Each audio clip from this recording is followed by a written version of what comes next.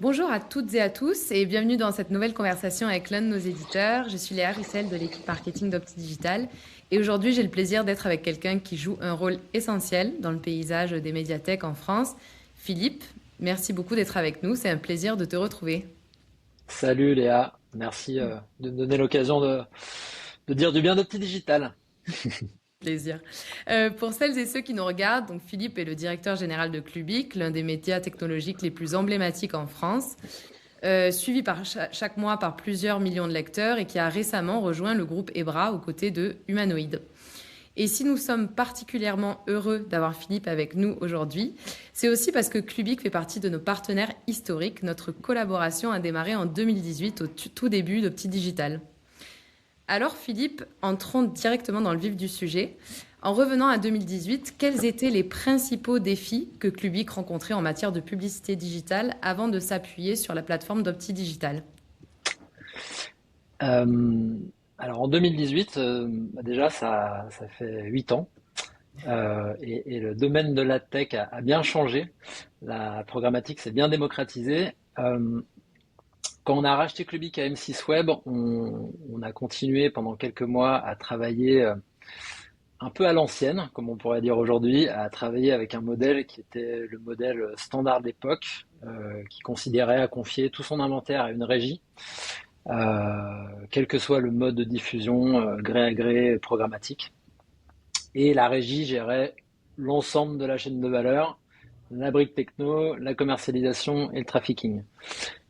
Ça a été confortable pour nous et ça nous a donné de la souplesse pour redémarrer l'activité. Et progressivement, pour parler de souplesse, on a trouvé que du coup ça manquait un petit peu de souplesse pour nous permettre de monétiser notre inventaire vraiment en fonction de nos contraintes et de nos besoins. Euh, pour vous donner un exemple, les régies ont une stack qui contraint tous les sites qu'elles gèrent à s'adapter à cette stack et donc voilà, il y a des choses qu'on pouvait pas faire en travaillant avec une unique régie.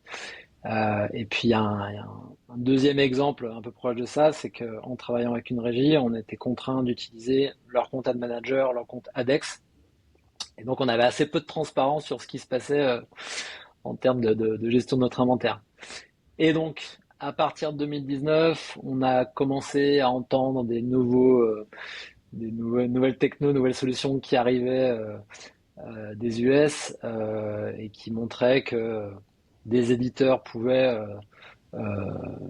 reprendre la main sur leur inventaire programmatique. Et donc on a pris la décision d'aller dans ce sens-là, de récupérer le contrôle sur notre programmatique, euh, aussi pour récupérer de la valeur, récupérer de la marge. Et on s'est rapidement confronté aux difficultés liées à la complexité de dev une stack ad tech from scratch. Voilà, ça nécessitait à l'époque d'avoir une petite équipe de dev dédiée à ça.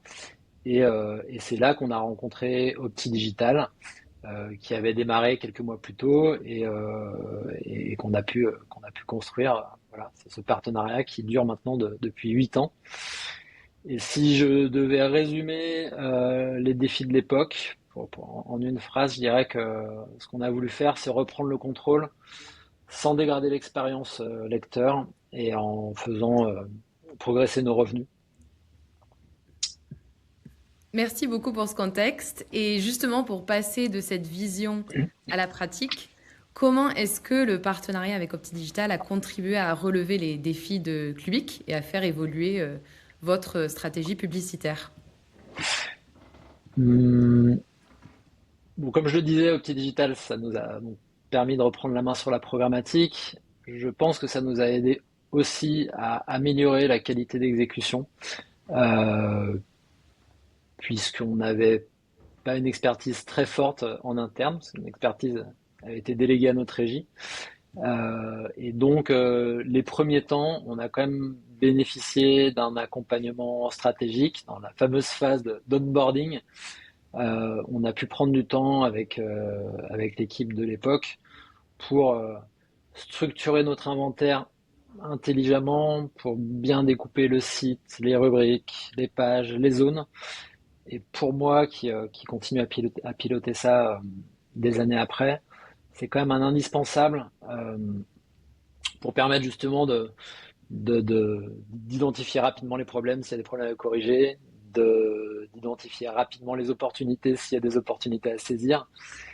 Et donc ce moment-là, c'était quand même cool d'avoir de l'intelligence de la part d'Opti Digital, euh, voilà, pour construire quelque chose de robuste et qui dure.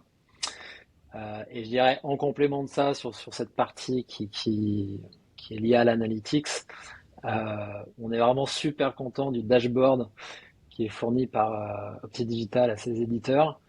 Euh, les dashboards, ça marche pas toujours bien.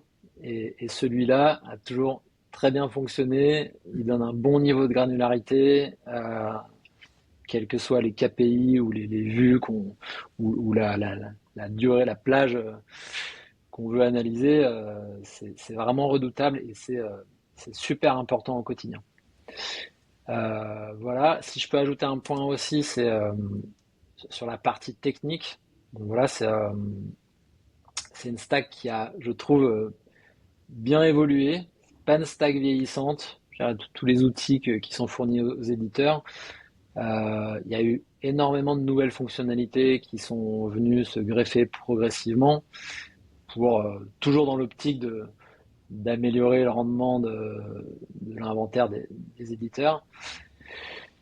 Voilà, il y a eu l'arrivée des prix planchers dynamiques, qui est vraiment un truc qui a eu un impact sensible. Il y a eu énormément d'optimes sur les règles d'affichage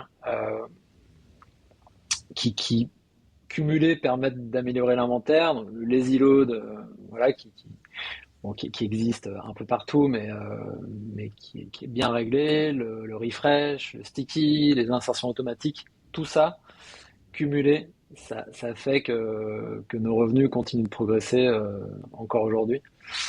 Euh, voilà. Et après, il y a un point qui est de mon point de vue un peu plus anecdotique, mais qui reste quand même essentiel, c'est sur la partie commerciale, d'avoir un partenaire qui est exposé sur le marché.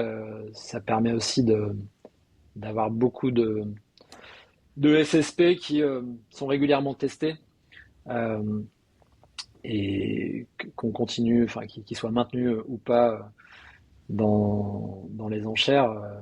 C'est bien de toujours tester des nouvelles sources de demande et ça, Opti Digital l'a toujours fait avec nous. Donc voilà à peu près ce que je peux dire sur la façon dont Opti nous a aidés ces 8 dernières années. Selon toi, qu'est-ce qui différencie OptiDigital des autres partenaires AdTech sur le marché? Euh, alors il y a un premier point qui pour moi est assez caractéristique d'Opti Digital, c'est l'agilité. Euh, ces 8 dernières années, encore une fois, il y a eu beaucoup d'évolutions au marché, il y a eu beaucoup de régulations, des choses qui n'ont pas abouti, des choses qui ont abouti, mais Opti Digital nous a toujours aidé à nous adapter rapidement au marché, nous a toujours donné de la visibilité en amont des changements. Et voilà, je trouve qu'ils ont une capacité à itérer assez vite, ce qui est important pour nous, quoi, pour pas être largué, pour pas se faire dépasser par l'évolution du marché. Euh, un point qui est essentiel, à, quel que soit le partenaire, c'est la disponibilité. Euh, on a eu la chance de démarrer à peu près en même temps qu'Opti Digital, et donc à l'époque, leur équipe était plus à taille humaine qu'aujourd'hui, mais ils ont su en même temps que l'équipe grandissait se réorganiser pour qu'il y ait toujours de la disponibilité. Donc aujourd'hui, on a une Customer Success Manager qui nous accompagne et qui est proactive, qui est pas juste là pour répondre à des demandes, qui est aussi là pour fournir des conseils. Et c'est quand même agréable de ne pas avoir l'impression d'être dans une file d'attente avec des tickets envoyés à un support, quoi. Et le dernier point qui me vient en tête, c'est la qualité. Qualité des échanges, qualité des conseils, qualité des outils, qualité de l'exécution. Et on n'a jamais eu de problème sérieux de défaillance technique lié à la stack Opti Digital et c'est ça peut paraître normal, mais c'est pas toujours le cas hein, avec des outils techniques et vu que ça touche à la monétisation, c'est critique. Donc je pense que c'est une des raisons pour lesquelles le partenariat dure depuis toutes ces années. Merci pour ce retour. Et pour aller un peu plus loin, est-ce que tu as vu des résultats concrets grâce au partenariat avec OptiDigital, notamment en 2025, sur les performances et sur la stratégie globale de Clubic? Oui, tout à fait. Comme on est en tout début 2026, on a encore en tête le bilan de 2025. Bon, ce qu'on peut dire de manière générale et qu'on a tous pu observer, c'est que le marché s'est encore durci. Il y a une grosse pression sur les inventaires, une grosse pression sur la performance. Je dirais que le fait qu'on résiste bien dans ce contexte, ça me fait dire qu'on a bien travaillé cette année, euh, puisqu'on est en croissance, nous, sur les revenus programmatiques. Et je pense que assez rare pour être signalé. On fait une croissance de 5% et on est presque à 10% de croissance sur l'ICPM. Ouais, il y a des facteurs qui fait qu'on a bien performé. On a des nouveaux formats qui marchent très bien. Mais, euh, mais je dirais qu'on a réussi à faire ça sans sacrifier un point qui est hyper important pour Clubic depuis le début, c'est la pression publicitaire. C'est un truc sur lequel on est assez intransigeant et je dirais, ça peut être ce point où parfois on a challengé un peu Opti Digital qui est dans son rôle de proposer des nouveaux formats, mais donc parfois on résiste à la tentation et on a toujours fait en sorte de garder une pression qui convient à nos lecteurs, qu'on est un peu tous dans l'équipe. Euh, et donc on se bat plus sur le registre des optimisations très fines, ce que je disais tout à l'heure, les price floors, les règles d'activation, les taux de visibilité, page par page, rubrique par rubrique. Euh, et, et voilà, je pense que c'est ce fonctionnement, amélioration continue, bonne dose d'humain dedans, avec une plateforme tech robuste qui a permis d'atteindre ces résultats cette année, quoi. Avant de clore ces échanges, j'ai toujours l'habitude de poser une question un peu plus personnelle à mon interlocuteur. Du coup, sur un marché aussi mouvant que la tech, qu'est-ce qui te motive le plus aujourd'hui en tant que dirigeant d'un média comme Clubic? Et ben c'est pas évident de répondre à cette question. Qu'est-ce qui me motive le plus sur le marché de la tech? Aujourd'hui, enfin, aujourd'hui et je dirais c'est progressif depuis longtemps, mais il y a beaucoup de contraintes. Les taux d'adblock qui continuent de se développer, les taux de consentement qui baissent, pression sur les CPM. Euh, donc c'est difficile d'en faire un levier de croissance de revenus. Euh, ce qu'on essaye de faire nous, c'est d'en faire un modèle le plus durable, le plus résilient possible, et donc d'avoir un truc très robuste qu'on améliore petite touche par petite touche, avec un pilotage fin des KPI, en restant à l'écoute des opportunités, voilà, que Opti Digital nous apporte et auxquelles on réfléchit en interne. Et, euh, et on cherche surtout des solutions et ou des partenaires qui nous aident à améliorer nos performances économiques sans sacrifier le lecteur. Ce que je disais un peu avant. Et en fait, quand on a dit ça, on se rend compte qu'il y a un nombre d'options assez limité. Donc, euh, donc voilà, on reste concentré sur ce compromis. Merci beaucoup Philippe pour ce partage d'expérience très instructif et pour ta vision du marché. Et merci également à tous nos auditeurs pour leur attention. On se retrouve bientôt pour un nouveau partage d'expérience. Merci Philippe. Merci à toi Léa, merci à tous.